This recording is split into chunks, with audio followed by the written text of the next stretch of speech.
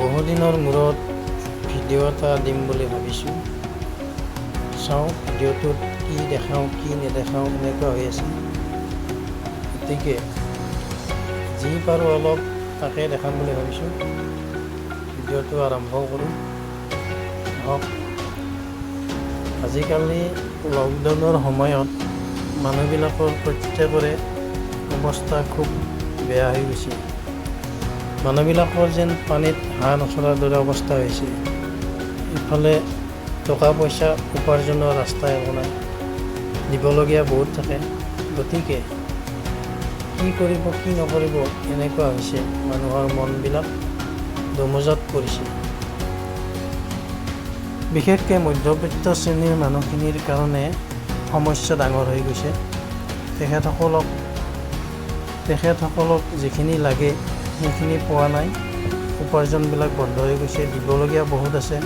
গতিকে তেখেতসকলৰ সমস্যা অধিক জটিল হৈ পৰিছে। এতিয়া চাওক, যিবিলাক দুখীয়া মানুহ তেওঁলোকেতো তেওঁলোকৰ কৰ্ম কৰি ধুনীয়াকৈ চলি আছে। এতিয়া বেছি দিগদাৰী পাইছে এই মধ্যবিত্ত শ্ৰেণীৰ মানুহখিনিৰ। ধনী মানুহবিলাকেও তেখেতসকলৰ চাকৰি টকাৰ দৰমহাৰে খাই আছে, ধুনীয়াকৈ চলি আছে, তেখেতৰ কোনো প্ৰব্লেম নাই। এই মধ্যবিত্ত শ্ৰেণীৰ মানুহবিলাকক এতিয়া দিব কোনে? তেখেতসকলে কাকো খুজিব নোৱাৰে, নিজেও ইনকাম কৰিব নোৱাৰে। গতিকে কি কৰিব তেখেতসকলে, কেনেকৈ চলিব, তাক লৈ মহা বিপদত পৰিছে। এতিয়া চাওক, লকডাউনটো খোলা দিছে, কিন্তু খোলা দিলে কি হ'ব? কিবা জানো কাম হৈছে? একোতো কামেই হোৱা নাই। গতিকে লকডাউন খোলা দিয়া নিদিয়া সমান হৈছে। তাতকৈ বন্ধ ৰাখি দিলে অলপ ভাল আছিলে। খুলিও যিহেতু কাম হোৱা নাই, ক'তো যাব নোৱাৰে মানুহবিলাক। এতিয়া চাওক, গুৱাহাটীত কণ্টেইনমেণ্ট জ'ন কিমান আছে। বেমাৰৰ সংখ্যা দিনে দিনে বাঢ়ি গৈ আছে। মানুহবিলাকে ওলাই যাব ভয় কৰা হৈ গৈছে। ওলাই যাব কেনেকৈ? চৰকাৰে কৈছে কি বাহিৰত নোলাব, সুৰক্ষিত থাকক, ঘৰতে থাকক। মানুহবিলাকে আচলতে সেই নিয়মটোৱে পালন কৰি আছে। ওলাই যাব বহুতে ভয় কৰে। এতিয়া আৰু মধ্যবিত্ত শ্ৰেণীৰ মানুহখিনিৰ এটাই কাম, সেইটো হৈছে কি কৰিছে বুলি সুধিলে ক'ব লাগিব যে চৰকাৰে দিয়া, মানুহে দিয়া নিয়ম অনুসৰি তেওঁলোকে চাবোন লৈ কিনে নিজৰ হাতখন নিজে ধুই আছে, মানে হাত ধুই আছে। সকলোৱে হাত ধুই কিনে বহি আছে। তাত বাহিৰে আৰু বেলেগ কাম একো কৰা নাই। এতিয়া অলপ প্ৰাকৃতিক দৃশ্য উপভোগ কৰোঁ। লগতে আমাৰ নেশ্যনেল হাইৱে আৰু তাৰ বাহিৰত মানে গাঁও ৰাস্তাত অলপ গাড়ী চলাওঁ।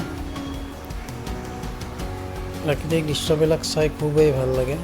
পাহাৰৰ দৃশ্যবিলাক ধুনীয়া দেখিবলৈ।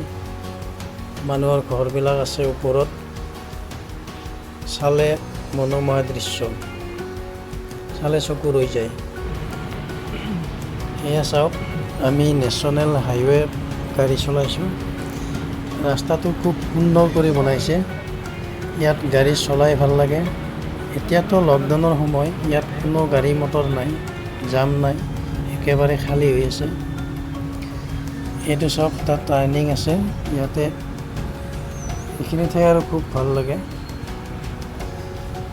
ব্ৰিজ এখন আছে অলপ আগত। ব্ৰিজখনৰ ঠাইখিনি দেখিবলৈ বা গাড়ী চলাবলৈতো খুবেই ধুনীয়া। এইখন ব্ৰিজ চাওক, সুন্দৰ টাৰ্ণিং। এইটো চলাই দেখিবলৈ কি ধুনীয়া লাগিছে গৈ। আপোনালোকে গাড়ী চলালে এইটো ৰাস্তাত চলাই চাব এবাৰ। চলাব একদম আৰাম পাব। চাওক কি সুন্দৰ পৰিৱেশ। ওপৰৰ আকাশখনলৈ চাওক, কি ধুনীয়া দৃশ্য এটা চকুত ভাহি উঠিছে। এই আকাশৰ মেঘ, অলপ বতৰটো ডাৱৰীয়া আছিলে, সূৰ্য ওলাই আছে। মেঘবিলাক কি সুন্দৰ দেখাত। এয়া মই নলবাৰী পাইছিলোঁ, নলবাৰী পাওঁতে অলপ তুলিছিলোঁ। এইটো হাইৱেৰে ৰাস্তা, নেশ্যনেল হাইৱে। এয়া হ'ল আমাৰ গাঁৱৰ ৰাস্তা, নলবাৰীৰ পৰা পাৰ হৈ চামতা। এইটো আকৌ একদম গাঁৱৰ ভিতৰৰ ৰাস্তা। এই ৰাস্তাটো বিৰাট সৰু ৰাস্তা, এখন গাড়ী গ'লে দুখন পাৰ হ'ব, ইয়াত ঠাই নাই। এইটো চাওক, প্ৰাকৃতিক দৃশ্য, কি মনোমোহা দৃশ্য। এয়া পথাৰত পানী হৈছিলে।